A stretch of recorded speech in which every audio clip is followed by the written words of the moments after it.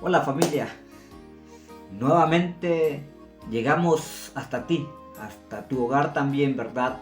Para seguir hablando, para seguir charlando, para seguir reflexionando con nuestras cápsulas que como iglesia tenemos sin duda.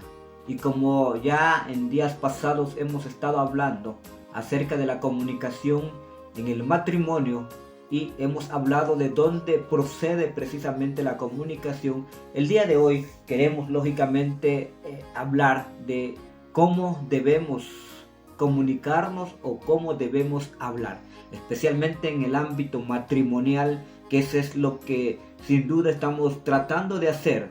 Estamos tratando sobre todo de poder concientizar a cada uno, ¿verdad? Para que dentro del vínculo matrimonial pues pueda haber mejoría, pueda haber restauración, pueda haber sin duda lo que sin duda el Señor quiere que nosotros hagamos a través de su palabra. De tal manera que en esta mañana queremos hablar, como ya hemos mencionado, cómo debemos comunicarnos o cómo debemos hablar con nuestro cónyuge precisamente. ¿Qué palabras, qué expresiones debemos comunicar y hacer para que empecemos a entendernos como matrimonio precisamente? Porque tristemente, lamentablemente, los matrimonios nos hemos estado hiriendo, dañando, perjudicando, y eso está llevando a la bancarrota prácticamente al matrimonio, a la familia. Y como hay un título de un libro, si la familia es base de una nación, entonces creo que es necesario e importante que nosotros sepamos expresarnos con nuestro cónyuge y con nuestra familia.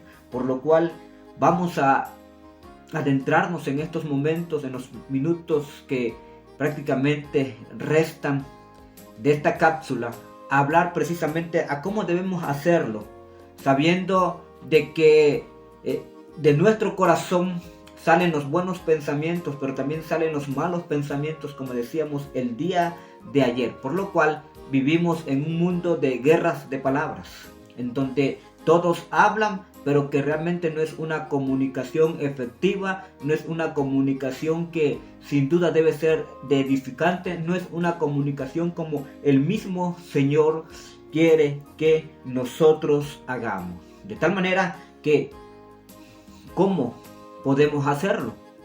Vayamos a las Escrituras, y en las Escrituras quiero que nosotros nos centremos en este pasaje que el apóstol Pablo habla precisamente a los hermanos de Éfesos, en el capítulo 4, versículos del 17 hasta el versículo 24, que dicen de esta manera. Y voy a permitirme leer en la Nueva Traducción Viviente lo que dice el apóstol Pablo, ya que este pasaje es referente también para mostrarnos realmente que si nosotros somos personas transformadas, debemos ser diferentes, pero si no somos personas transformadas, vamos a seguir viviendo en un mundo corrupto, en un mundo convulsionado, haciendo las cosas que sin duda aquellos que no conocen al Señor hacen, de tal manera que debemos centrarnos y poder mirar esta realidad.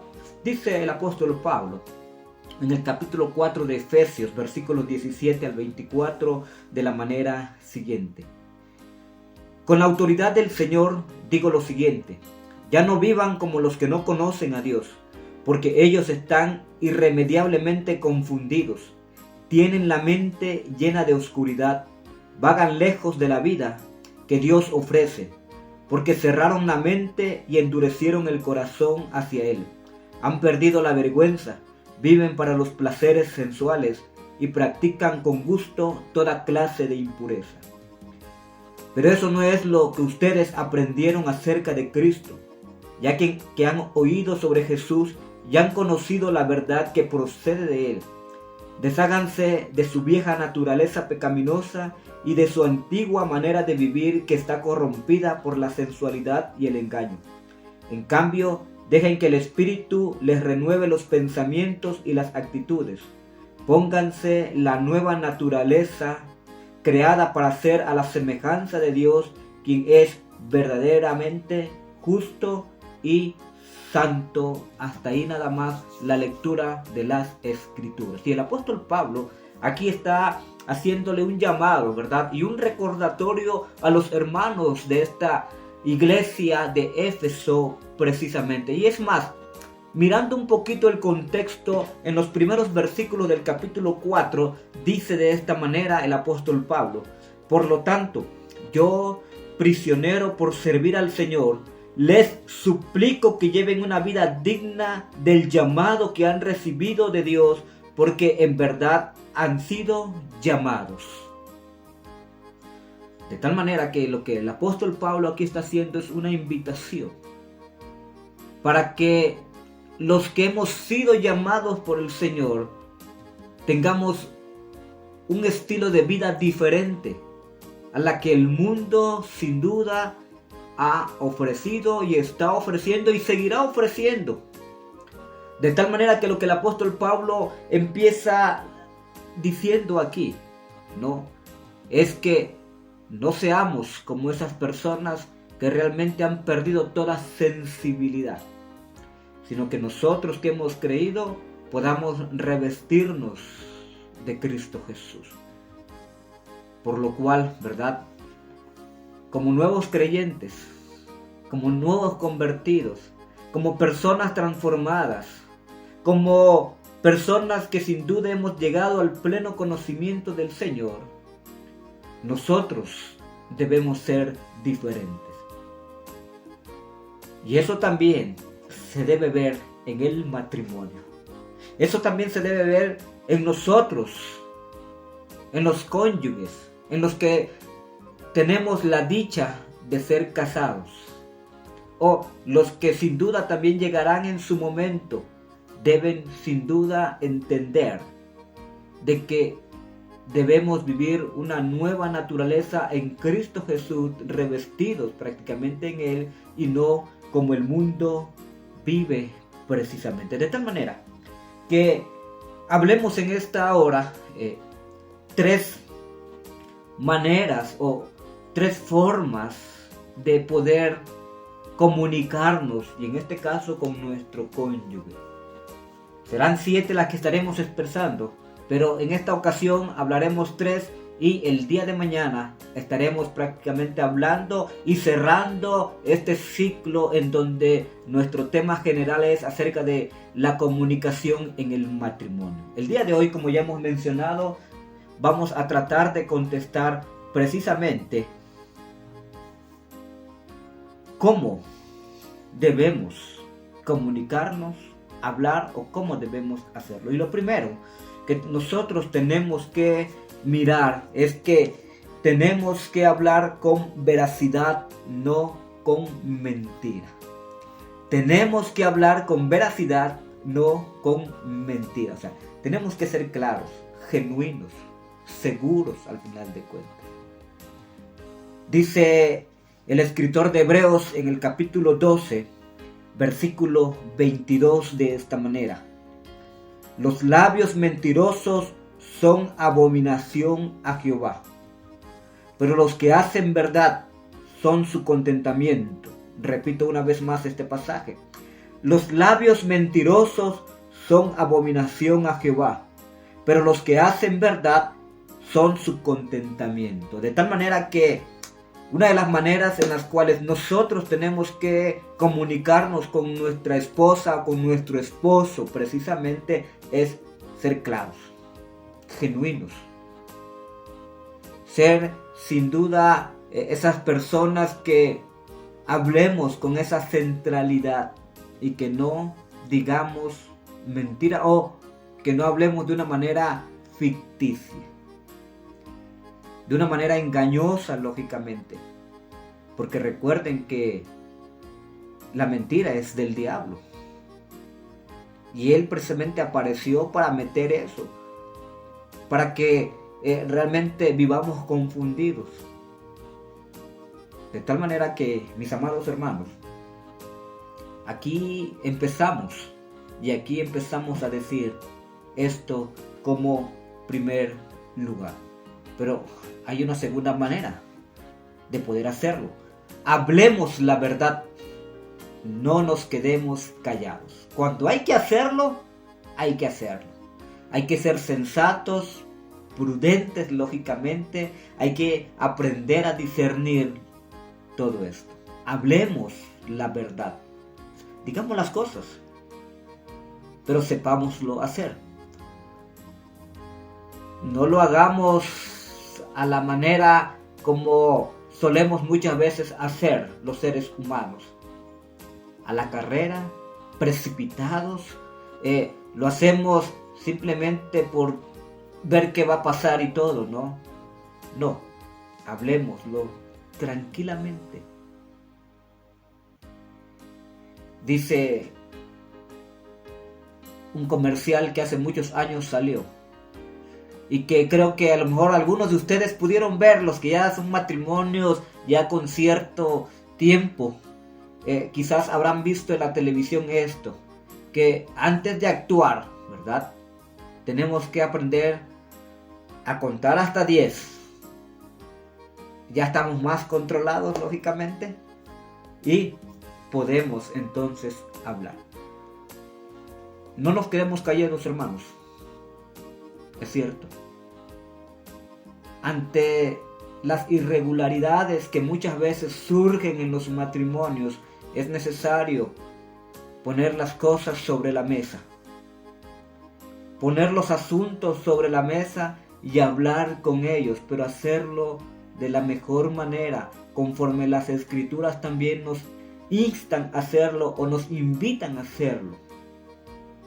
No guardemos silencio, porque el guardar silencio va a causar daños en nuestro interior y físicamente se van a reflejar esto en su momento. Creo que todo matrimonio que ha llegado al conocimiento de la verdad debe tener en cuenta precisamente esto, que las cosas deben ser puestas en claro. Yo te invito a que como matrimonio puedas hacerlo, y que sin duda ya no sigamos fingiendo, no sigamos guardando silencio, no nos quedemos callados, no nos hagamos de la vista, pongámoslo como debe ser. Y número 3, ¿verdad? Dice la Escritura, precisamente dice el apóstol Pablo al joven Timoteo en su segunda carta, en el capítulo 1, versículo número 7. Y es que esta expresión que podemos nosotros mirar aquí y que podemos encontrar en las Escrituras y que nos llama sin duda la atención, ya que es algo en el cual el ser humano muy pocas veces logra controlar.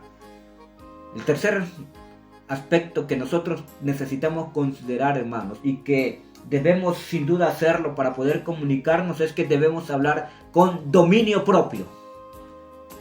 O sea, con dominio propio. Y voy a leerlo, hermanos, en la versión 60 y después lo hago en la Nueva Traducción Viviente. Miren cómo dice este pasaje precisamente. El apóstol Pablo le dice al joven Timoteo: porque no nos ha dado Dios espíritu de cobardía, sino de poder, de amor y de dominio propio. Esta última parte, de dominio propio, hermanos. En la Nueva Traducción Viviente me llama mucho la atención la manera en la que lo hace precisamente, y quiero expresarlo en esta hora, porque dice: pues Dios no nos ha dado un espíritu de temor y timidez, sino de poder, amor y autodisciplina.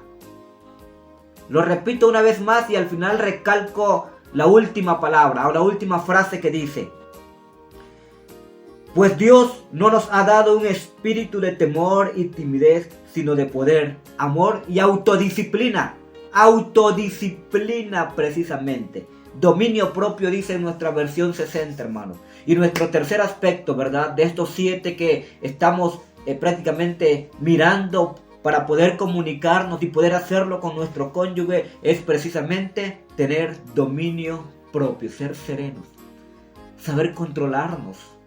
Que nosotros los seres humanos muchas veces no solemos hacer esto. Perdemos la paciencia tan fácilmente por cualquier cosa.